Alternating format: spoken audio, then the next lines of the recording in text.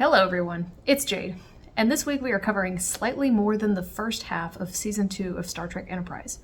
Slightly more than the first half, you ask. Why? I thought the plan was that we were going to be doing a third of a season every week, and that was the plan, yeah. Unfortunately, last week I had to go on a work trip, and during that I was unable to finish editing the video that I was supposed to be doing. I watched the same number of episodes, but I became behind on recording. So my plan was to do half of this season in one video and half of the season in another video. However, watching this set of episodes, it has become clear that many of the episodes in this particular set are just not very good. Some of the worst episodes in the series are in this set. Maybe it's not the worst episodes in the series, it's just that there's a whole lot of them that are bad in a row. Looking ahead in the list of episodes, I don't think there's another run that is as weak as the first half of Season 2, or ones that I found to be as weak as the first half of Season 2, and I can see, or at least I can take a guess at why that is. However, I really don't want to come on here and just take a massive dump all over my favorite television series, or one of my favorite television series, especially if there are people in the audience who haven't actually seen Enterprise. So I don't want to make a bunch of episodes that talk about how much I hated the show. However, I am not going to sit here and compliment episodes like the 7th, which is frankly difficult and terrible to watch. I'm only going to be honest, and I have to talk about why I didn't like it. So my solution was to cover a whole lot of episodes this week, and then probably the back third, slightly more than the back third of Season 2 next week, and then we'll be back to 3 episodes per season for the rest. After that, we'll probably do 1 book per week, but I'm not actually sure. I don't know how long the books are a piece, so we're going to play that part by ear. Not dealing with that yet. I don't even want to go shopping for the books yet and read the synopsis. So this week we are starting with Shockwave Part 2 and going through Ceasefire. So I think that's 16 episodes. So we're going to kind of rapid fire some of these. Let's get started. But before talking about any of the individual episodes, I want to talk a little bit about what was going on around the time that they were writing Season 2. Now, admittedly, a lot of this is me guessing, but they're educated guesses based on me reading the season and series and episode pages from TV Tropes, as well as reading a lot of information from Memory Alpha. This morning I went through and read all the documentation that Memory Alpha has on Brannon Braga and Rick Berman, the 2 creators of the show, the 2 executive producers. What kinds of criticisms they had, what they said about what they saw the failures of the show to be. And I think I have a pretty educated guess about what the problem was with the first half of Season 2. Or the problem that I had anyway. But I think these problems are pretty universal. Like, I think there are a lot of duds in here, and I believe that it's because Rick Berman, Brannon Braga, and their assistants, or the higher-ups at UPN or whatever, had several months to sift through online forums and read what Trekkies were saying about why they didn't like Enterprise. This whole set of episodes smacks of damage control for problems that maybe weren't actually problems. The thing is, for the first couple of episodes of the show, audience numbers were very strong, but they dropped off pretty quickly. We talked about some of the contributing factors before. In the first couple of episodes, everybody's very whiny and annoying, which is only charming once everybody settles into their characters. Then the first really good episode of the series is unexpected, but for a lot of people, the idea of a man being pregnant is a total turn-off, an abomination, whatever you want to call it, and they ended up not watching it after that. There was an incident with the special effects that caused a lot of people to be very upset with the show, specifically on Unexpected. However, I don't know if the secrets about that came out around the time or afterwards, so I'm not sure whether that contributed to the loss in viewership.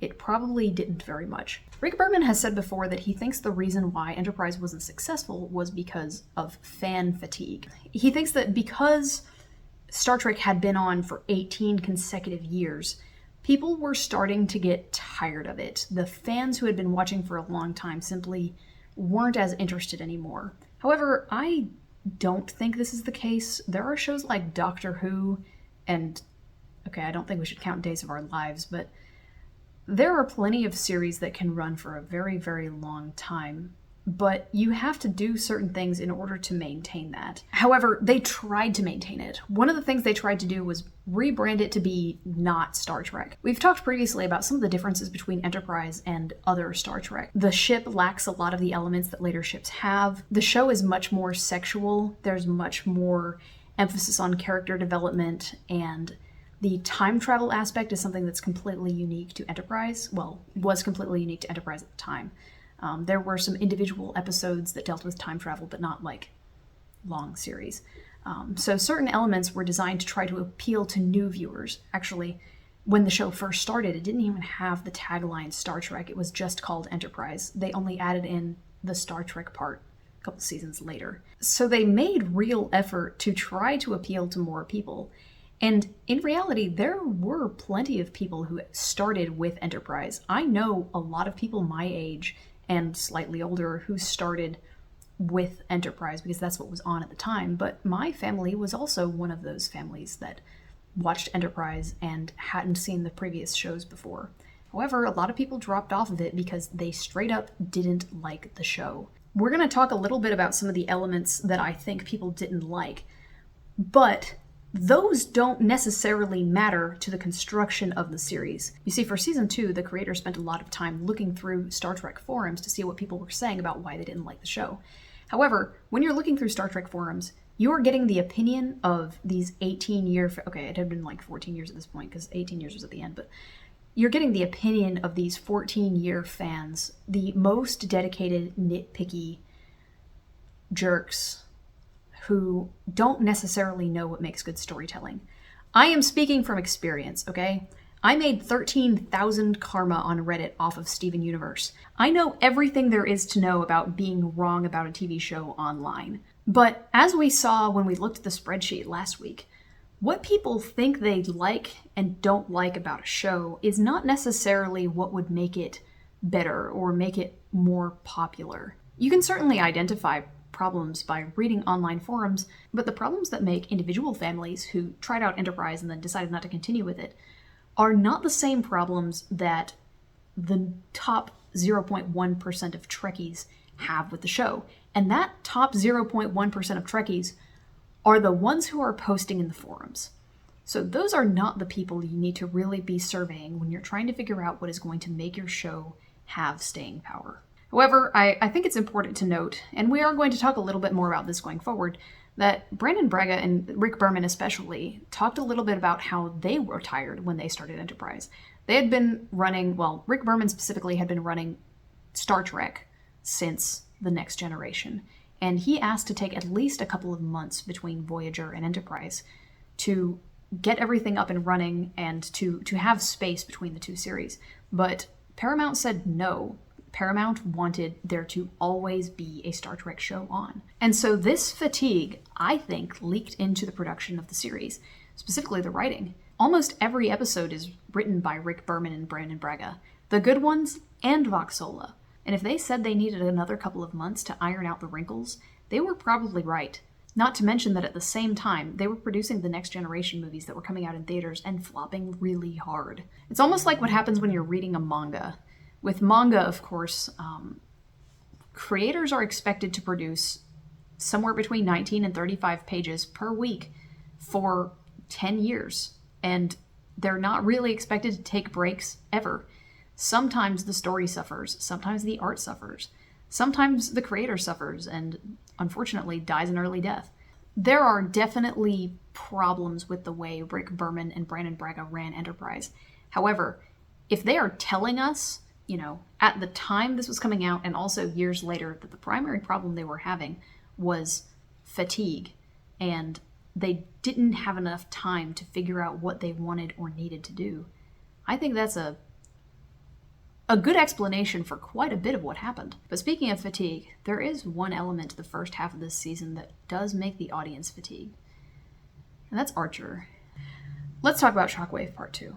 Shockwave Part 2 was well received. It's an action-heavy, snappy episode with heart and character interactions abound, but it also makes abundantly clear what Rick Berman and Brandon Braga identified as being their primary problem during that season 1 to season 2 break. And that was that people didn't like Archer enough. And I think they tried to fix it a little bit too hard. So last season in my spreadsheet where I was keeping track of each of these episodes, I wrote down the number 1 and potentially number 2 character from each episode. So if an episode was primarily about one character, I would just write one down. If it was about 2 characters, I would put the names of both of them. And then at the end, I tallied up how many episodes each character was in. I believe the final count was Archer with 14, T'Pol with 11, Trip with 8, Malcolm with 2, Phlox with 2, Travis with 2, and Hoshi with 6. This is not an atrocious spread. I think that the balance of episodes in season 1 per cast member was actually pretty good, especially because there were plenty of episodes that, for example, Malcolm could be considered like a third protagonist to. The show did pretty well at making sure the whole cast was represented fairly equally. Not fairly equally like across the board, but fairly equally proportional to their importance in the story. I think that the 14 episodes we got about Archer were about as much Archer as I wanted to see. I love T'Pol, for example, but I don't think I would have wanted every single episode to be about T'Pol. I don't think I would have wanted every single episode to be about Malcolm as much as I love Malcolm. However, for the first several episodes of this season, minus Carbon Creek, every single one of them is about Archer. And in basically every single episode, it's about making Archer look really, really good. The specific problem that I have with this is that they achieve this by making everybody else look terrible. Not the most egregious example, but an example nonetheless would be Shockwave Part 2. Despite the fact that Archer left the ship all the time in season 1, and it didn't seem like he was ever really neglecting his duties, there's a huge emphasis placed in Shockwave Part 2 on making it look like the crew really, really needs Archer to function. I'm not saying the crew doesn't need its captain, but that seems to have been the goal of Shockwave Part 2. Immediately at the beginning of this episode, everybody gets captured and confined to their quarters, and Archer has to dial in from like 1,000 years into the future and tell them all what they need to do in order to get out of this situation. And yes, I will admit that the plan makes sense within the context of the episode. It unfortunately makes sense why T'Pol is taken out of commission when they torture her in her underwear for far longer than anybody really wanted to see that. But ultimately, the episode is resolved by Archer calling them and giving them a plan that they are all going to execute. I have mixed feelings on this. I don't think the plan is bad. I don't think that this is specifically wrong with this episode. It just, at the time, it felt very in your face. It felt like, look, Archer is important. Please believe that Archer is a great captain. And it was distracting. It was hard not to think about that while I was watching it. Maybe that's nitpicky. It's possible that it is nitpicky. The more I think about this episode, the less hate I think it should get. Yes, obviously the scene where Hoshi loses her shirt because she's crawling through the ducts is cringy in hindsight. But I don't think the episode is actively bad. But I was watching this with my friends, and I mentioned about halfway through the episode, man, they really are trying to make it look like the crew can't survive without Archer. And then the next several episodes are all about how the crew can't survive without Archer. I think it's important to make Archer look good without making everybody else look bad. And honestly, I think the way they could have done that is by giving Archer a consistent personality. He doesn't have as much characterization as almost anyone else in the crew. And I think that's why audience reception wasn't as positive towards Archer as it was towards maybe Trip or Malcolm or T'Pol. And the solution to that problem is to not make Trip, T'Pol, and Malcolm worse.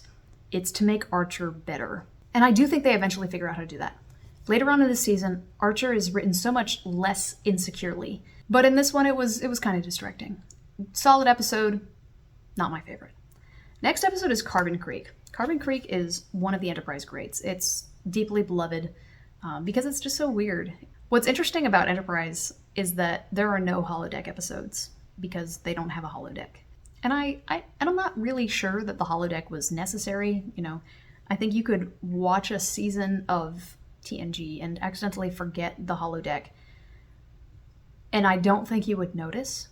But I think that the writers wanted to write an episode that took place outside the ship, and this certainly isn't a holodeck episode, but it is very, very different from the rest of the episodes that we've seen or that we will see for a while. So in Carbon Creek, Trip, T'Pol, and Archer are celebrating T'Pol's 1-year anniversary of being on the ship, which we're not going to think about the fact that she started on the same day as everybody else, but whatever. And she offers to tell them a story about her great-grandmother who made first contact with Earth in the 1950s. They initially don't believe her, and at the end of the episode they still kind of don't believe her, but it turns out the story is largely, if not entirely, true. This was kept a secret because at the time it was a matter of cultural contamination. But back in 1957, T'Pol's great-grandmother and her small crew of scientists crash-landed on Earth and had to survive for 3 months in Carbon Creek, Pennsylvania, secretly among humans. And it tells the story of the 4 of them. Well, sort of. The captain dies immediately, and one of them doesn't really get very much focus at all. But it's a very fun, very interesting episode because it's just enough of a flip on the formula to feel special. Like, it doesn't feel super weird and out of place, but it does reflect a lot of the things we've seen. We've seen plenty of episodes in Enterprise or otherwise where characters go down to a planet and have to ingrain themselves in that culture, like Civilization in Enterprise. They went down to this Renaissance planet and had to pretend they lived there. In this one, we're watching aliens come to Earth for the very first time and judge us. Tamir, T'Pol's grandmother, who is also played by Jolene Blalock and has all of the exact same mannerisms, judges humanity pretty harshly for being in the Cold War. Basically, she and the other Vulcans initially see humanity as potentially being very volatile because she sees that they are on the brink of war and is prepared to write them off because of it. However, she is joined by Meskar, who is the closest thing that passes for a wide-eyed idealist on Vulcan. A man who is much more willing to make decisions and follow through with them than any of the other Vulcans. He initially proposes that they go into town and deal directly with the humans in order to be able to get food, and they eventually build a small life for themselves in a home in Carbon Creek. They send out a distress call, but they're not hearing back, so they have to pretend to be human for a while. This episode is certainly fun if you haven't seen any other Star Trek other than Enterprise, but the more other Star Trek you've seen, from what I understand, the more significant this episode is. It's more mind-bending, the more unexpected this is. At the beginning of the episode, Trip is absolutely disbelieving of the idea that this could happen, and I suspect for some of the older Star Trek fans, you were supposed to be represented by Trip. Not older as in age, but it would be age, but older as in the more Star Trek you've seen. This contradicts the idea of first contact that happened in Star Trek First Contact. So the Vulcans get human jobs and stay on Earth for a while, but eventually 3 months later their distress call is heard. There's a collapse in the local mine, and they have to decide whether or not to help the humans who are trapped inside using their own Vulcan technology, and eventually they do decide to do so, which is very significant for the protocol-obsessed Vulcans that we know, and is treated as a significant decision in the story. But what follows is that Meskar, the wide-eyed idealist, asks or proclaims that he is going to stay on Earth and study humans in secret for the rest of his life. Tamir initially disapproves of Meskar's interest in learning about humans at all because of this idea that she has of them because of the Cold War. The regular Cold War, not the temporal Cold War. But she eventually talks to a local teenager who is trying to study astrophysics, and she is swayed by his appreciation of the stars for their beauty and for the spirit of exploration. So, as they are getting ready to leave, Tamir makes the classic Vulcan hypocrisy decision to go pretend to have invented Velcro in order to give this kid enough money to go to college. She pretends Miskar died, and she and the third guy, whose name I don't remember, go back to Vulcan. This episode is interesting as just like an individual episode of Enterprise that is really good, affects nothing, but is a great time and a thought-provoking concept. It's not going to come back. We're not going to talk about this again. It doesn't change anybody's mind about anything. But most of the best episodes that we've talked about have been about character progress. But this one isn't. It's just a good, solid, like almost like a short film. And I think that's significant within the context of Enterprise's show. The other thing I appreciated about this episode is that this answers the question of why T'Pol is able to get along with the crew of the Enterprise when no other Vulcan has been able to stay among humans. It's clear that T'Pol idolizes her great-grandmother in some regard. She still has some of her belongings, which we see at the end of the episode. And when she's telling the story, she clearly admires her. And because of that, you can see how she maybe believes that this is her fate, or this is something that she wants to do that's significant to her specifically. When other Vulcans have rage quit working with humans after a maximum of 10 days, as she proclaims very proudly, T'Pol knows that living among humans is possible. She believes it is her grandmother's legacy, and great-grandmother's. I think it's neat. I also think I appreciate the way that the show has been grounding T'Pol's character in connections to other feminine figures. T'Pol obviously suffers really hard from being the show's sex object. However, we see that she idolizes Tamir. We saw last season that she idolized Malar. We also see that she took it upon herself to try to mentor Hoshi last season. So, despite all of the what is now considered problematic treatment of T'Pol on a meta level, as a character, she has this very strong connection to maternal energy, but not like motherly, like matriarchal energy or something. I'm going to think harder about this. We'll get back to this later. And I think that explains a lot of the questions we've had about her character up to now. Next episode is Minefield. I love Malcolm a lot. This episode is very, very good, and it is one of the only episodes of this set that successfully lifts Archer up without pushing the character he's with down. And the way they do that is by getting Malcolm impaled. So what happens in this episode is the Enterprise Enterprise, I keep forgetting and saying the Enterprise. I will do my best to stop. Enterprise passes through a minefield, a Romulan minefield, and gets a mine attached to the hull. Reed goes out to try to remove the mine, but he gets impaled through his leg by a support structure that comes out of the mine. Archer has to go out and help him finish undoing the mine.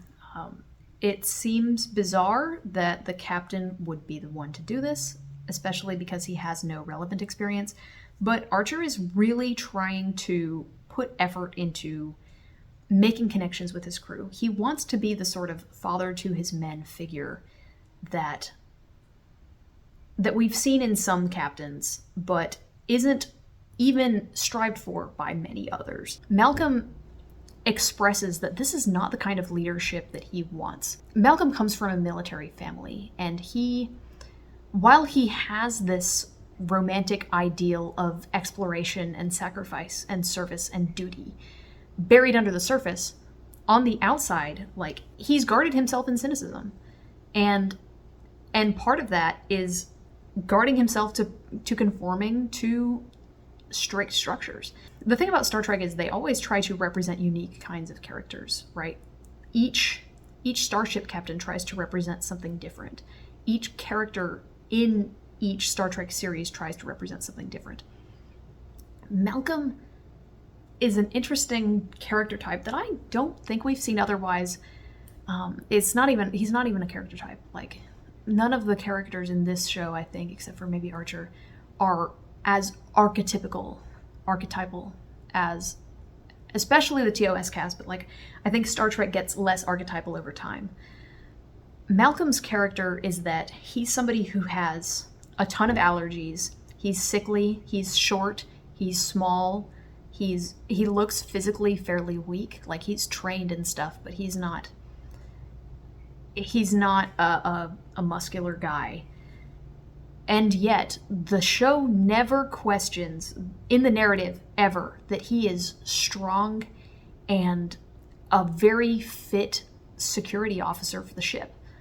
Tactical officer, armory officer, whatever the heck his title is. He joined Starfleet because he's afraid of the water, and he sees this as a weakness within himself, but the show certainly doesn't see this as a weakness. I really like the way the show has designed the main cast. I recently watched White Lotus, which is a show that I don't really like the way they do the characters on that, which is to try to make everybody as infuriating as possible.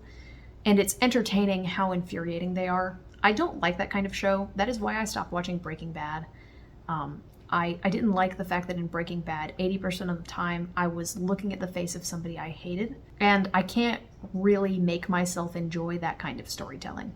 With Enterprise, we do a style of character creation that I really, really like, which is that everybody is very flawed, but they never stop being likable, except for Archer. I really like how visceral the ship's damage feels, both in this episode and the next. It's entirely possible that one day there will be a Star Trek show that I love head and shoulders more than Enterprise. There may already be a Star Trek show that I like more than Enterprise, because the Orville is really far up there, but that's technically not Star Trek or whatever. But I really doubt, 50 years from now, if Star Trek is still going, I really doubt there will ever be a ship I love as much as the NX-01. It's so tactile. The grapplers feel so satisfying. I'm so excited every time the grapplers come out. I was so happy this week on Strange New Worlds. They did a little bit of a tribute to the NX-01's grapplers. And man, this is my favorite ship. I really doubt there will ever be another show, like another sci-fi show, where I love the ship as much as I love the ship in Enterprise. And part of that connection between the show and the characters and the themes and the ship is built through episodes like Minefield, where we have one of the main characters literally get attached to the ship. The solution to the episode is wacky and wild. They detach the plate from the hull that the mine is attached to, and then they allow the mine to blow up, but first they cut Malcolm loose, and it's crazy. One last thing I wanted to mention about this episode, and that is the story about Malcolm's great uncle.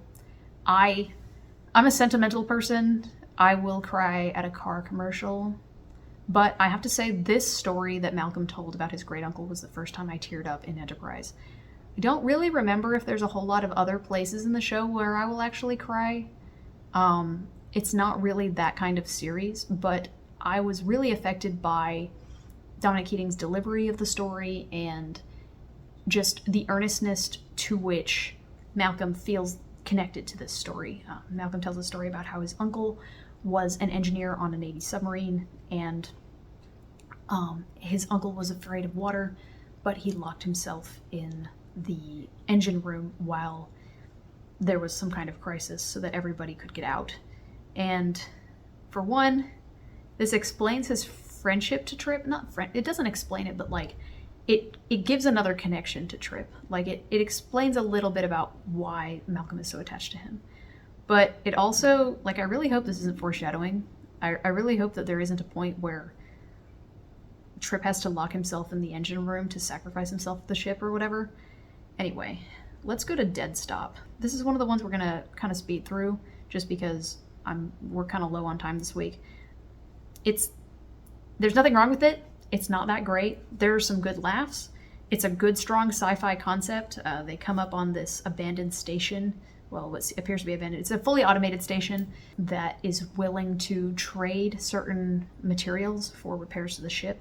They have to use it because otherwise they won't be able to get home. I appreciated the concept. Eventually, Travis gets captured and forced to become like the ship's brain or whatever. They break him out and then they try to blow up the station, but then it starts repairing itself at the end. It's cool. I liked it. Let's move on to a night in sickbay. All right. So I've really built up a night in sickbay. Like I've mentioned several times that a night in sickbay is the episode that indirectly led to the cancellation of the series. Like basically what happened was this episode aired, viewership numbers dropped drastically by the following week, and then they were never able to be picked back up.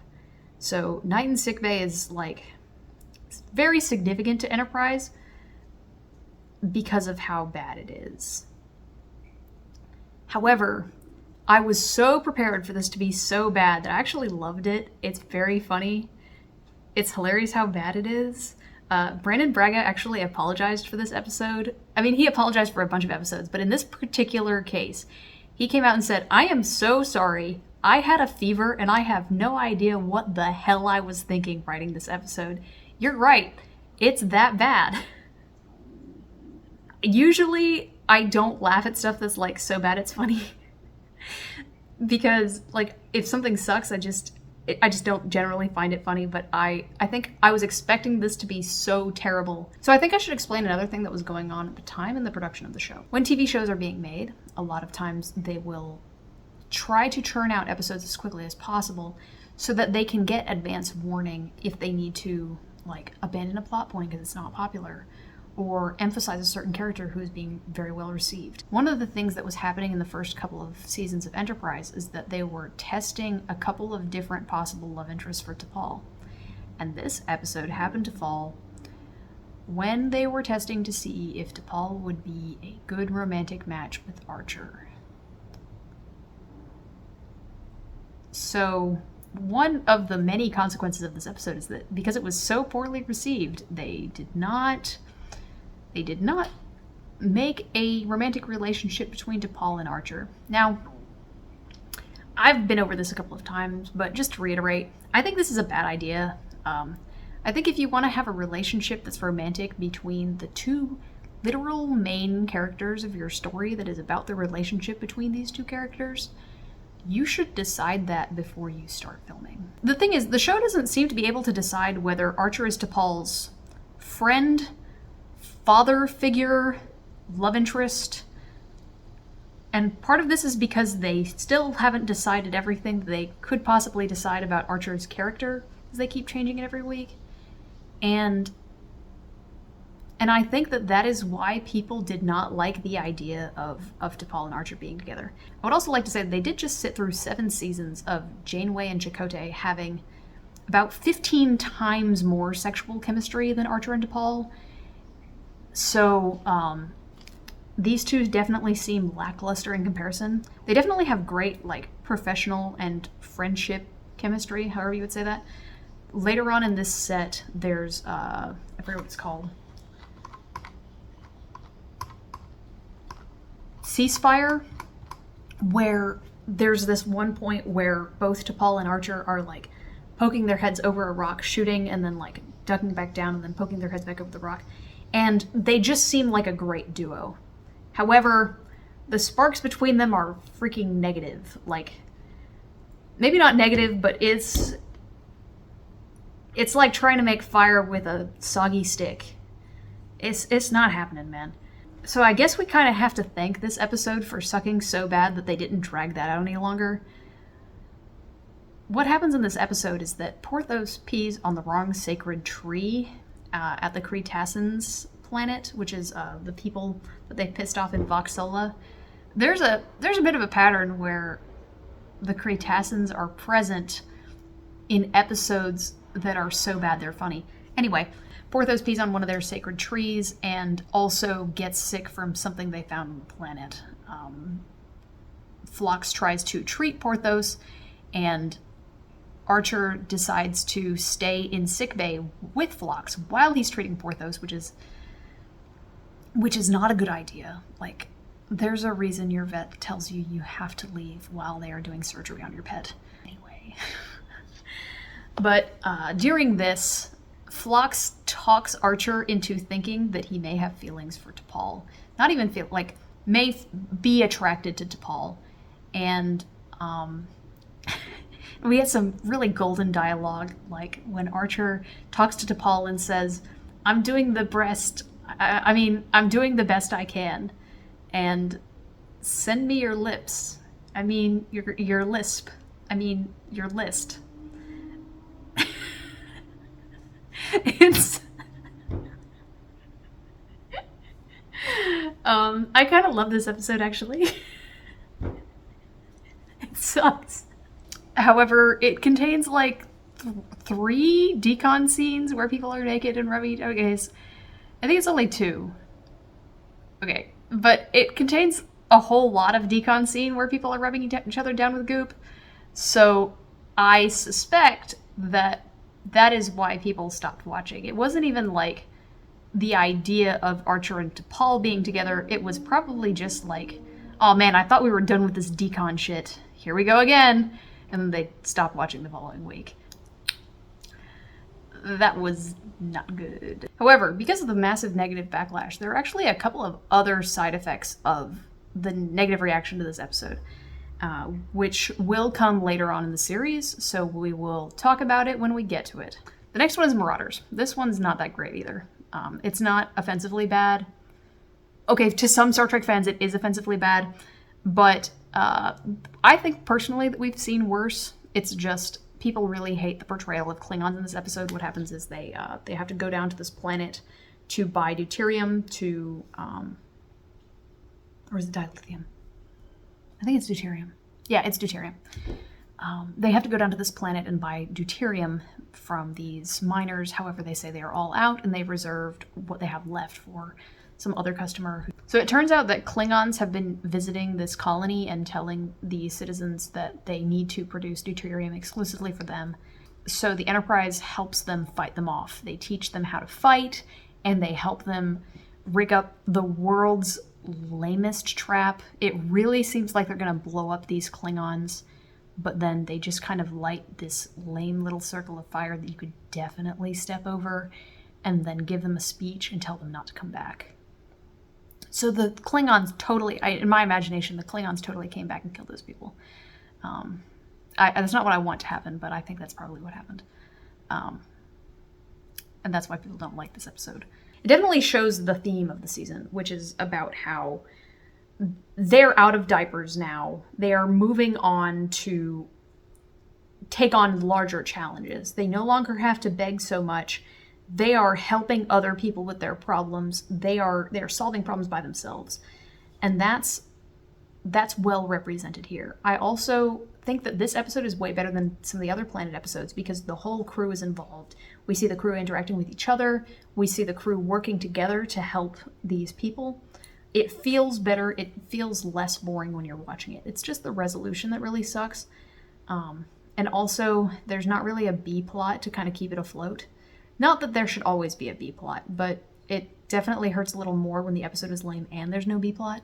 I do think that this illustrates the problem that I think people were having right now that caused the audience retention problem, which was that they're not allowed to kill in this show at this point. Like, they weren't able to blow up these Klingons because that would be violence, and this is supposed to be appropriate for kids. I'm not sure if it's actually supposed to be appropriate for kids, but they acted like they needed to keep it appropriate for kids. Except for in Night in Sickbay, which was the previous episode, where it's just another ridiculously sexual classic Enterprise plot.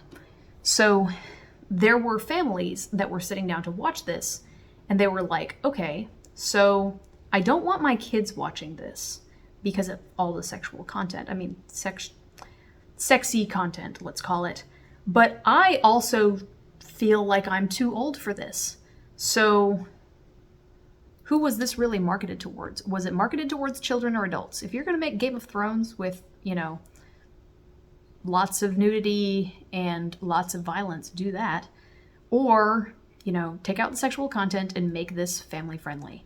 But the fact that they tried to make it family friendly and also had all of this nudity was, I think personally, that was the major problem, or one of the major problems. Next is the 7th. This episode sucks. Let me tell you how lame this episode is. So when I was 10 years old, my favorite character was T'Pol. I still love T'Pol, of course. I'm just saying, when I was 10, I was obsessed with T'Pol. I drank a lot of mint tea. And I don't remember if this was like while I was watching or like later. I remember at some point I made a Mii of T'Pol for my Wii. And I kept her on there. I think she may still be there. I developed a subconscious need to collect gray sweaters such that I will not run out of different gray sweaters to wear for the duration of this video series. But I have no memory of this episode in which it is revealed that my favorite character used to be a super spy. Let me say that again. A 10-year-old girl who was obsessed with T'Pol did not care about an episode in which it's revealed that T'Pol used to be a super spy. That's new levels of lame. Like, you have to try hard to make it this lame. And the way they tried hard to make it this lame was that they set out to be like, okay, we have to introduce this new backstory element to T'Pol, because in my mind, like, what I think happened with this episode is that they found like one comment online where somebody was like, I don't understand why T'Pol is the first officer, she's just a scientist, because that person has clearly never seen the original series. And Rick Berman or Brandon Braga was like, oh my gosh, you're so right. We have to justify a science officer being the first officer. So she has to also have a background in being a cop. But we can't make her too cool, because then it might seem like Archer's not important. So she used to be a cop, but she sucked.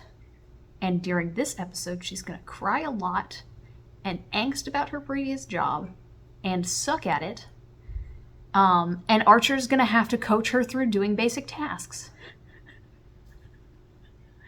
Also, Jolene Blaylock's acting, I'm sorry, it's really bad in this episode. Normally, I love her to death. This episode, garbage. Really bad. Not good. The other thing is that this is yet another episode where, like, the show thinks that killing is just beyond awful. I mean, of course, killing is bad. I'm not going to stand here and say, like, yeah, no, killing should be fine. But the show is inconsistent on how big of a deal killing is. It turns out in this episode that T'Pol killed somebody in self-defense 17 years ago and was so torn up about this that she had to have her mind wiped because she couldn't function. So she had to go to a monastery and get this suppressed. But then the memories come back and she has to hunt down this guy, and it's stupid. Like, it's dumb.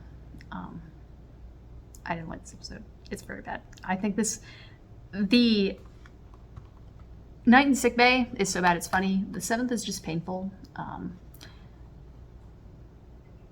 It sucks from front to back. There literally isn't a scene in this that I enjoyed. I'm not going to say it's worse than Vox Sola, but if I had to watch one of them again, I do think it would be Vox Sola, because at least that one is like so bad it's funny, but the 7th is so melodramatic that instead it feels like somebody is drilling into your skull with a power tool. Then we have the communicator, which is also bad. The communicator is the 7th, but it's not very good either. I love Malcolm to death. I even liked Minefield, but man, another Malcolm and Archer episode, and it's not good. It feels pretty stupid. It's not egregiously stupid. We're not talking Dear Doctor. We're not talking Rogue Planet or Oasis. Like, it's not that bad. But Malcolm accidentally drops his communicator on a planet that is like on the brink of world war.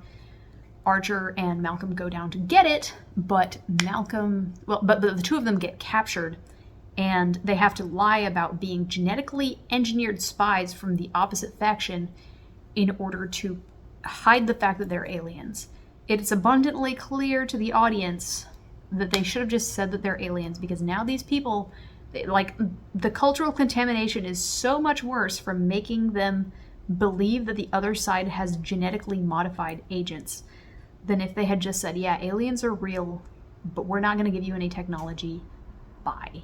Okay, I'll admit, that is subjective. I do think that that's what they should have done, but I'm not certain about it. However, it's a little frustrating to watch. It's not too bad, though. I will say that the Suliban cloaking device, the Suliban cloaked pod subplot, the B-plot in this one, I really enjoyed. I'm an engineer, so I do enjoy the problem-solving episodes more, the ones where they have to, like in Silent Enemy, when they had to build the new guns and stuff. I really like that. I want to watch them build stuff. But I thought overall it was a good B-plot that supported the episode well. Overall, I would call this episode middling. Next is Singularity. This is my favorite episode of the series, and it is not close. All of the other episodes are, they're good episodes, but none of them are Singularity. Singularity is my favorite episode of the series, and it's entirely possible it will be my favorite episode when we are done with this whole thing. I love Singularity. I watched it 2 days in a row. Now, one of those days I was on a plane, and I ran out of downloads. But I did watch it again, and it was so much fun, even the second time, even when I was sick on a plane. That's good writing. It's funny, it's meta, there's a bunch of little subplots, everybody's having a great time. I do like silly episodes, but I think everybody should like this episode, and I'm sure a lot of people didn't like it, because if you don't get the joke, I'm sure it feels shitty instead of funny, but I thought it was hilarious. So what it is it's like a meta commentary on how each character is written badly. It's like they took all of the criticisms that I had from last season and did a parody of those criticisms. So it starts out, it seems like it's like a horror episode. T'Pol is narrating that everybody else on the ship has passed out because of some unknown illness, and it seems like it's going to be very scary, but actually what it is that, it goes back in time a couple of days, and we see that everybody on the ship has contracted some kind of disease. It turns out later it's radiation that makes them obsessed with petty bullshit, and it's so good. It's fantastic. So the primary one we see is Trip. So Trip is asked by Archer to take a peek at his captain's chair to see if he can just make it a little bit more comfortable, because for whatever reason he's having a tough time getting comfortable in it. At the beginning of the episode, Trip just starts working on this chair, but then throughout the episode he starts putting more and more emphasis on the chair. He starts treating Malcolm and T'Pol like shit in order to prioritize this chair. At one point he gives T'Pol this lecture in which he's like, do you know what is the most important part of this ship? It's the crew. And do you know who the most important crew member is? It's the captain. So I'm not going to help you with your stupid sensors, because the captain's chair is a metaphor for the way the crew is It's fantastic. It's so good. I can't, yeah. But it's a parody of the complaints that I had last season about Trip when he was, for example, in Shockwave Part 1, when he was just Archer's lapdog, constantly talking about how Archer's feelings are more important than anything else or anybody's lives. That is exactly what happens in this episode. T'Pol asks him to help her with calibrating these sensors, which she needs for her actual job. And he goes on this long tirade about how the captain's comfort is more important than her stupid whatever. And I can see how this would not be funny to everyone, but it's hysterical. I was laughing my ass off. But it also shows that this episode, in addition to being all those other things, it's like a day in the life of T'Pol, but from your perspective. You, the audience, are experiencing what T'Pol's life must be like every day. Because first she notices that Trip is acting up, and then she has to like figure out whether Trip is just feeling a little bitchy today or if there's like actually something wrong. So she goes to Malcolm, and Malcolm is obsessed with this new security protocol that he's come up with. And he does genuinely come up with some really great new security protocols. Like, he basically invents Red Alert in this episode, and it's great. He calls it Tactical Alert, though. But the way he behaves when he's explaining it to people is just hilariously annoying. He makes T'Pol prove that she's not a changeling or whatever when she walks in to talk to him. He yells at her for trying to reconfigure the sensor so that they'll go to her room, because what if somebody gets into her room or whatever? Which is totally a valid concern, but the level of ham displayed by everybody in this episode is fantastic. And T'Pol just looks lost. She's just completely confused as to what's going on at any given time. It's hilarious. There's a couple people that T'Pol doesn't really interact with as much. Well, at first. The first one's Archer. So Archer has been tasked with writing the prologue, or like the one page, I forget what it's called, the foreword to a biography that's being written about his dad. I am sure that there were people at the time who were complaining about Archer's obsession with his father and asking, hey, did he just get this job because of nepotism? Because I didn't know that until this week either. So he's obsessing over this foreword that he's supposed to write that's limited to one page. And then he ends up writing 19 pages, I think, and he gets into an argument with Trip about whether his writing is good. It's hysterical. It's so funny. I think one of the criticisms that was probably levied against Hoshi is that she's kind of occasionally relegated to do totally random stuff, like find out what Malcolm's favorite food is instead of her actual job. And in this episode, she has to take over for Chef because Chef isn't feeling well, so she starts cooking the same soup over and over again and yelling at people if they don't like it. So good. Phlox becomes obsessed with doing brain surgery on Travis. There's not even like a problem with Travis. Travis just has a headache, and Phlox becomes really concerned that, he can't figure out what the cause of the headache is, so he tries to cut Travis's brain open, which T'Pol ends up having to knock him out for. I love this episode. There's not enough words for me to describe how much I love it, so I just keep describing what happens in the episode, which is not very helpful. It's just good.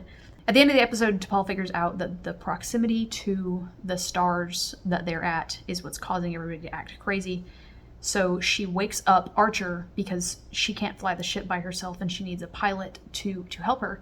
And there is I was so proud of myself. I recognized a Wrath of Khan reference. She puts him in the shower and dumps a bunch of water on him, and then she does the hand on the window thing, and then like force feeds him a bunch of coffee, so he has to get up and help her. And it's a perfect episode. It's perfect. There's nothing to complain about in this episode. It's excellent. At the end, it turns out that Malcolm's new security protocol saved the ship. So even though he was a neurotic, hilarious control freak, they're going to keep his modifications. He just has to pick a less annoying alarm. It's a perfect episode. Yeah. No notes. Then there's Vanishing Point. Looking at how long we've been doing this, I feel really bad that I'm going to have to gloss over a lot of this one, but there wasn't a whole lot to say, and that's because it exists in Hoshi's mind, right? Like, this whole episode is all a dream, and there's nothing wrong with the episode itself. It's exciting. There are layers to it, but ultimately everything that is happening in the episode is what Hoshi would think. So now we know that Hoshi has nightmares about not being able to do her job. But we also know that subconsciously she believes she can save the ship if she has to. What happens is that she gets caught in the transporter buffer for about 8 seconds and has this whole several-hour nightmare in which she disappears and people forget about her, not forget about her, but like don't notice her, which is just like a distillation of the phobia that she had of transporters. But basically throughout the series we have watched Hoshi pare down her phobias and become more confident. And one thing that we see here is that even though she's scared to death, her imaginary nightmare aliens who invade the ship, she steps up and does what it takes to stop them from blowing up the ship. She also believes that people care about her. Although she has the nightmare that people don't remember or don't notice her. She never thinks that people don't think well of her in the nightmare. However, man, this is arguably worse than the leaf thing from the 3rd episode, where the guy got a bunch of leaves fused to his face when he went through the transporter. Yeah, I cannot blame them for not using their transporter, because this thing is garbo. Not good. Next is Precious Cargo. Let me cut to the chase. This episode is annoying and stupid. There's only one scene in this that is remotely enjoyable, and it's in the B-plot. This episode definitely embodies a lot of the problems we've been seeing. Well, okay, one particular problem, which is that when a character kind of has a focus episode where they bond with somebody who's not in the cast, it's usually bad, like Civilization or Rogue Planet. Sorry, Archer. I didn't mean to. But they're usually not very good. However, I think that this episode was so bad that after this, they really improve on it. Because for the rest of the episodes that I've seen, because I've seen most of season 2, they really seem to have improved on portraying a single character's relationship with another single individual episode character. So I guess we have Precious Cargo to thank, because boy, this episode's annoying. What happens is Trip goes over to another ship to try to repair something, and he finds this, the life support on this stasis pod where this princess is being transported, so that because she's on a diplomatic mission or something, and her name is Kaitama. And I read the synopsis of the related TNG episode that also features a princess from a planet in the same system, and man, that one sounds so much more interesting than this. Basically what happens in this episode is that, so the ship leaves with Trip on it. So this princess was kidnapped and put into stasis. The ship leaves while Trip is still on the ship. He's with this princess. He gets them to escape. The princess, in a plot twist, is actually the most annoying bitch in existence. She never stops whining, never stops complaining. She's just mean and spoiled is really the word. Eventually, she and Trip crash land on this swamp planet. Trip talks a little bit about how he grew up in Florida, which has swamps. This is going to be significant. This is important. But later, he and Kaitama just argue so much they end up fucking. The major problem in this episode is that Kaitama is not charming. Like, it feels so bog standard. You can see it coming from a mile away, but Kaitama isn't likable. Like, she's pretty, and she does have a couple of extremely standard character traits that make a bitchy princess redeemable so that the Riker of the show can have sex with her suddenly. But if you've seen one TNG episode with Riker, you've seen this whole episode. So while this is going on, the B-plot of this episode is extremely short. It's just that T'Pol and Archer pretend that T'Pol is like the ship's executioner, and she dramatically interrogates the guy from the ship who was left behind. It's hilarious, and I love T'Pol. But other than that, this episode it just kind of lacks fun. It lacks fun. That's a good way to put it. And it seems like it should be really fun, because it's a forgettable, kind of silly episode in which Trip sleeps with a princess. It should be fun.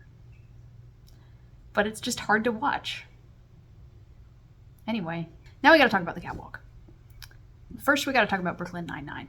Brooklyn Nine-Nine is one of my favorite shows that isn't part of Star Trek. Actually, it's one of my favorite shows in general. I really like Brooklyn Nine-Nine. I like how the characters aren't cringy, but it is a Michael Schur show, and they have the really good, solid cast chemistry. I like comedies that aren't cringe comedies, although I can occasionally handle a little bit of cringe comedy. And at one point, some of the characters go to Florida.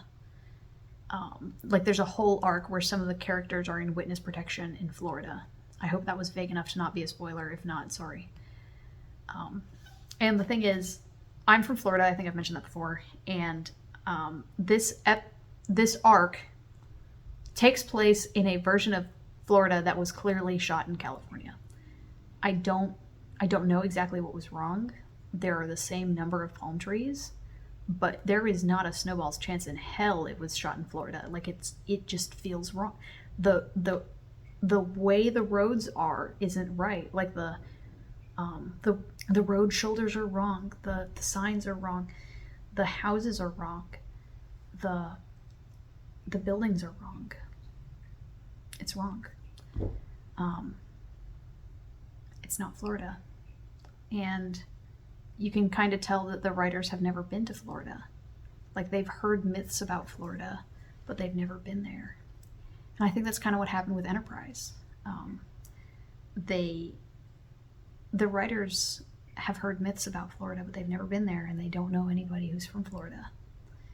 Because if they did, this episode would have been such a trip episode. Because there's nothing more Floridian than locking yourself in your house for 8 days during a hurricane. That is the quintessential Florida experience. Nothing makes you a Floridian more, other than, I guess, living in Florida. Like what makes you a Floridian is the experience of being holed up in your home with your family, probably on the interior part of your house, for a couple of days because of a storm. And even though Trip had to mention that he's from Florida last episode because they were in a swamp, he never says anything that implies comfort with the situation, which means that the writers don't know anybody from Florida. I was a kid when Francis and Jean hit, and we were out of power for 8 days each. We set up a shower in the backyard with plywood, and we had a watering can that we would heat up water on the stove, and we would mix, we would heat up water on the grill, and we would mix hot water and room temperature water together to make the shower kind of tolerable, and we would take showers in the backyard with that. We played board games. It's always hot, and you usually don't get to clean yourself, so you go through your exercise clothes really quickly. You have to figure out in advance what you're going to do with the bathroom. This episode, The Catwalk, this is the quintessential Florida episode. I can't think of a more Florida episode of television I've ever seen than The Catwalk. And they never mention Florida, despite the fact that one of the main characters is from Florida and his whole personality is about he's from Florida. That being said, I love this episode, largely because I'm from Florida. But also, it's part of the problem-solving category, right? Like, it's like I said in the very first episode, I love how much the characters have to scrape by to survive. And this is that. It's like it's got a couple little drops of the Martian in it. And that's what I love about Enterprise. They have to solve a problem in a very visceral way relative to a lot of the other Star Treks. I liked it a lot. It's a great episode. Dawn. I guess the reason they couldn't make The Catwalk about Trip is because they couldn't have 3 Trip episodes in a row. Dawn is a Trip episode. It's basically a direct remake of Precious Cargo, except it's good. Trip crash lands on an alien moon, and he also crashes with the shuttle pod that attacked him, causing him to crash. He does not share a language with the other person he crashed with, his attacker, and together they have to work together to survive until morning so that they can be extracted. The two of them take each other hostage a couple of times. They try to share food, but they can't. They try to share water, but they can't. They don't drink the same thing. Trip kind of sucks at nonverbal communication. Like, he definitely is the type to yell louder if you don't understand what he's saying, instead of, trying to make hand signals or point at things. Although he does eventually figure this out. This is exactly what he struggled with in Precious Cargo 2 episodes ago. But he has this indomitable spirit that eventually helps the alien to understand that he means well. Eventually daylight comes and it hits 170 degrees Celsius on the surface. They want to transport Trip and this other guy out, but they can't because the other guy, his body wouldn't be able to handle a transporter. So Trip decides to stay on the planet until they're able to be rescued. This episode is very similar in emotion to Minefield, except it's Trip instead of Malcolm. At the end of the episode, Trip is just kind of laying there, kind of dying in the heat, and he gives this speech that's like, I've seen the great plumes of Asagoria. I've, I don't remember all of his examples, but he says, I've spent the night with a princess. I even got pregnant once, and I don't regret any of it. You can really see here why he's friends with Malcolm and why he's friends with Archer. This spirit of exploration and wanting to see things, which is totally Tripp's, like, one of his most consistent character traits, because he's always asking if he can go on the away mission, even when Archer has no reason to send him. But that's one of the traits that he shares with Archer. Like, that's why they're friends. That's the similarity they have. And their friendship is built, past the point where they shared that initial connection. But we can see, I have not seen the episode where they meet. I know there's a flashback later. Haven't seen it. But we can imagine that that's why they bonded in the first place. And it also shows, the parallels that he has with Malcolm that allow them to be friends as well. Of course, we saw Shuttlepod 1 in which they went through the ringer together, but we can see in this moment that he has also this romanticism to him that is why people like Star Trek. Like, people want this earnestness, but I think the earnestness that Tripp shows here is best reflected in Malcolm.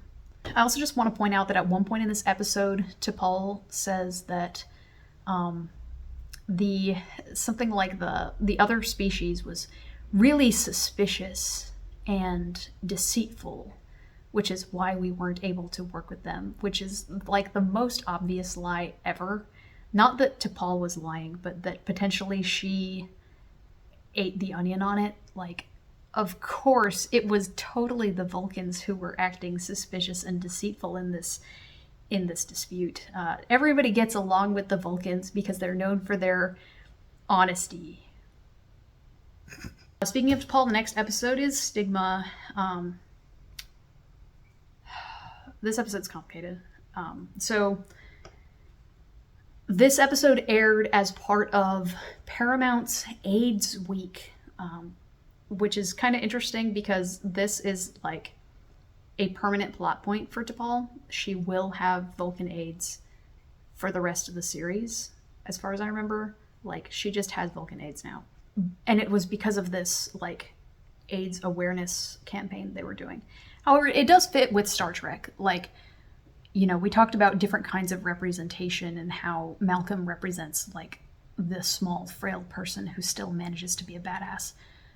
Without it being questioned by the narrative. But having someone be an AIDS representative in Star Trek makes perfect sense. I'm not complaining about the inclusion of this at all. It's just interesting that it came up because of this campaign they were doing. However, the writers have said they are very proud of this episode, and I do think it was handled very well, although it definitely is more on the nose, like significantly more on the nose than Fusion was. It's handled well and with nuance, like the whole situation. They do a very similar thing like they did with Fusion, where they paint this picture of like what it's like to be this person, which is something I think they do very well with T'Pol consistently. What is it like to be her in whatever situation she's in? Which they did with Singularity and in Fusion, but they do it here. T'Pol has contracted Pinar syndrome, which she caught from when she was mind raped by the mind meld in Fusion, and it causes nerve damage. It could be fatal. However, because mind melds are forbidden, they don't want to treat it. Well, Vulcans don't put any real effort into researching how to treat it because they want people to not do mind melds, really. Now, I do want to say, so they said that only a minority of Vulcans can do mind melds, but I don't feel like that's true. It's possible it's true, but I don't think so. Like, Spock and Tuvok can do mind melds, right? Like, that's a thing. I'm not sure. But, for the sake of this, so Phlox reaches out to some Vulcan doctors to try to see if he can gain additional research at this conference he's doing. However, the doctors immediately see through his lies and realize that T'Pol must have this Pinar syndrome. They immediately start to try to, suss out proof that she has Pinar syndrome, and then they want to get her dismissed from her post. It definitely follows on with this theme that we're having with T'Pol, where she is constantly fixated on by other people, and other people try to control her. And even though she is a totally competent person herself, like this theme where other people are controlling her is like probably the core of her character. You know, we had with Breaking the Ice, we introduced the idea that she's in this arranged marriage and she doesn't really know how to say no. Whenever they need something, whenever the Vulcans need something, they'll tell Archer, hey, you have to do this because we let you keep T'Pol. Like, and then it's threatened several times that T'Pol's going to be recalled. Shadows of Pajem, and then in this episode, people try to take T'Pol's job away. And then, of course, in Fusion, somebody assaults her. So this idea that other people are trying to control her is really core to the themes of her character. And it even a little bit colored her interactions with Archer, but Archer has finally, you know, he has accepted her for who she is, and he doesn't try to change her anymore, and that's great. But that's something that I assume we're going to continue dealing with because it's just been this beat that's been hit over and over and over again. Eventually, a treatment turns out to exist because one of the other Vulcan doctors is a carrier. Well, he's part of this minority that can do mind melts that I am not sure actually exists. But anyway, he gives her some of this treatment and he tells her, like, you should tell them that you were raped. Like, you should tell them that you didn't consent to this because then they will show you mercy. And she decides to not tell them because then that would be contributing to the stigma against the people who can do mind melds, of which this person is a part. Like, this guy just gave her this treatment that could save her life, and she would turn around and, you know, perpetuate this stigma that would make his life worse. However, eventually he ends up telling everyone that T'Pol did not consent to the mind meld. He gets taken away, loses his job, but T'Pol is allowed to stay. It's definitely an effortful, genuine attempt to explore, you know, the continuing ideas from Fusion, but also, you know, what is it like to live as a person with AIDS. And what's astounding about this episode is how fucking tone deaf the B-plot is. I can't imagine being this big of a moron that I would give this episode the B-plot that they gave it. So we got into this situation because T'Pol was coerced into having a mind meld that she didn't want to have, after being fixated on by somebody whom she was uncomfortable with. And in the B-plot of this episode, Phlox's wife tries to come on to Trip and tries to get him to have sex with her, and he's uncomfortable with the idea, and it's supposed to be funny. Eventually, Trip goes to Phlox and says, look, I don't want to have sex with your wife. I'm not into that. And Phlox is like, why? Of course you should have sex with my wife. And then he and Fiesel later like laugh about how stupid Trip is for not having sex with her. LOL. Humans are backwards. 2 episodes from now, Archer is going to say something about like humans don't want to do stuff without their consent or whatever. You will find that humans don't want to have sex without their consent. Really? I had no idea. Why'd you write this episode? This is so dumb. And I understand that the point is supposed to be that, like, denobulins represent polyamory and how, like, you know, people who are secure in themselves can find a way to navigate a relationship with more than one person and navigate open relationships. And that's supposed to be, like, the sci-fi conceit of this. But I can't imagine thinking, how are we going to represent polyamory? We're going to have somebody sexually harass somebody in the episode about the consequences of sexual assault.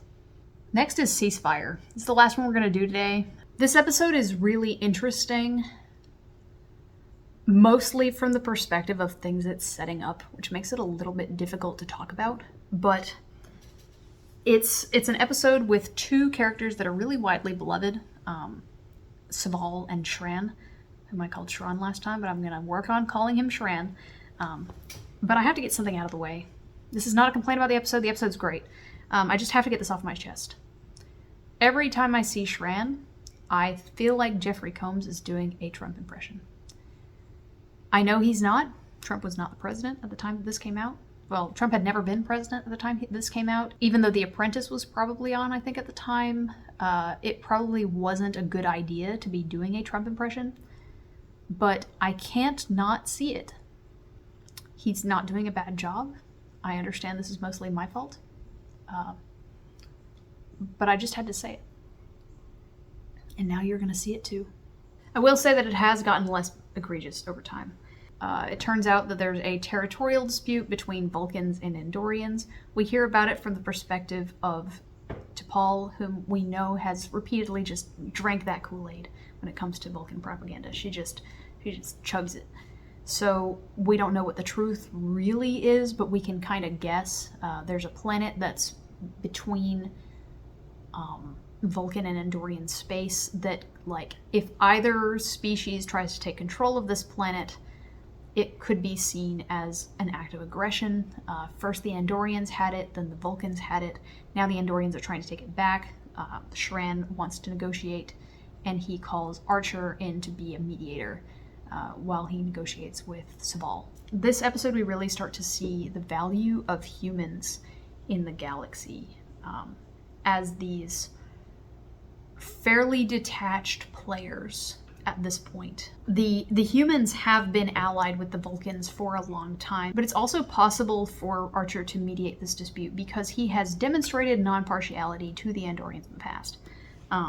Shran doesn't know, you kind of get the impression that Shran doesn't know a whole lot of people he could be talking to, and Archer is one of the few people who comes to mind, but I appreciate that Shran has the agency here. Like, Shran is a character who has the power to recur because he makes decisions. He takes actions. He took the initiative to come and rescue Archer and T'Pol in Shadows of F'Jem because he felt that he owed Archer. But that was something, like, he decided. He was an external player who has real agency in the story, which is pretty cool because in many ways he has more agency than characters that are on the bridge.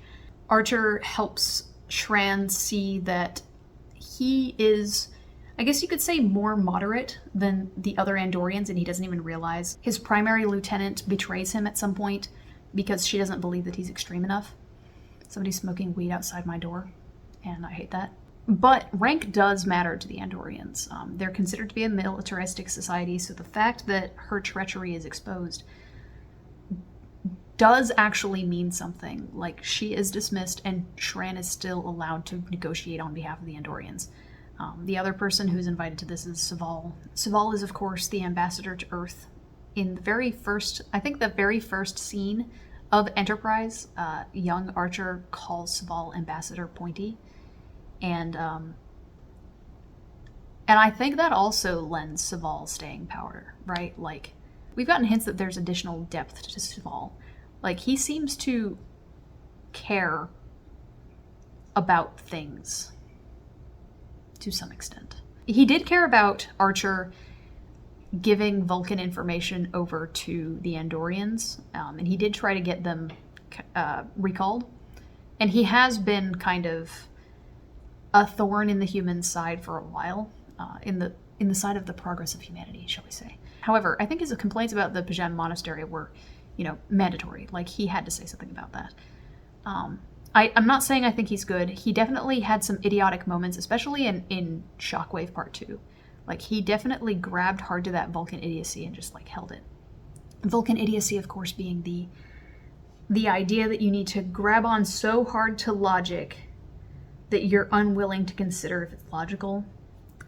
Anyway, in this episode, he talks to T'Pol a little bit and is like, hey, why are you still on the Enterprise? You could have been on a diplomatic track right now.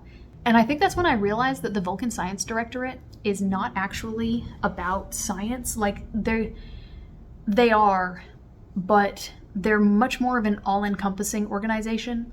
Like, Saval is part of the Vulcan Science Directorate. T'Pol isn't just a scientist. She has been trained in science, which allows her to be the science officer, but she probably wasn't actually anticipating spending her whole life studying rocks. Anyway, this makes a lot more sense for T'Pol than the idea that she was ever a cop or a super spy, whichever one she was supposed to have been in the 7th. The idea that she was intending to be some kind of diplomat, while not, it doesn't feel 100% right. It definitely feels closer because she idolized Millar. However, it still doesn't feel right for T'Pol either. She is not interested in going back to Earth and being a diplomat because, she sucks with people. We've said it a million times. She's not awesome with people, and she does not display any interest in getting better with people. So I don't think diplomat is the answer either. So that's Ceasefire. It's a good, solid episode. It's definitely one of my favorites of the plot episodes. I know a lot of that comes from the fact that I really am disillusioned with the temporal Cold War arc. So getting to the Vulcans and the Andorians as a different arc is much more interesting to me because that is rooted in the now. We don't have to decide what's going to happen in the future. We can just explore these racial tensions, explore these characters, and see where it goes, which I think is a much more appropriate topic for Enterprise to be exploring right now, given what we've seen of its strengths. We have seen Enterprise do societal problems well. We have seen Enterprise do characters well, racial tensions well. I am more excited for the Vulcans and the Andorians as a continuing plotline because I have faith that they can do it, even if they haven't decided where it's going to go. I also think that the characters in it are better. Silic is a potentially interesting character, but Daniel's I definitely like Shran and Saval more than I like Silic and Daniels as supporting characters who are associated with a specific plot. Not like as far as am endeared to Saval, but like I think of Saval as a stronger character from a construction standpoint. So that's the first half and a bit of Star Trek Enterprise Season 2. We will continue as soon as possible with the second half of Star Trek Enterprise Season 2. After that, we will be back to 3 episodes per season. See you at the next one.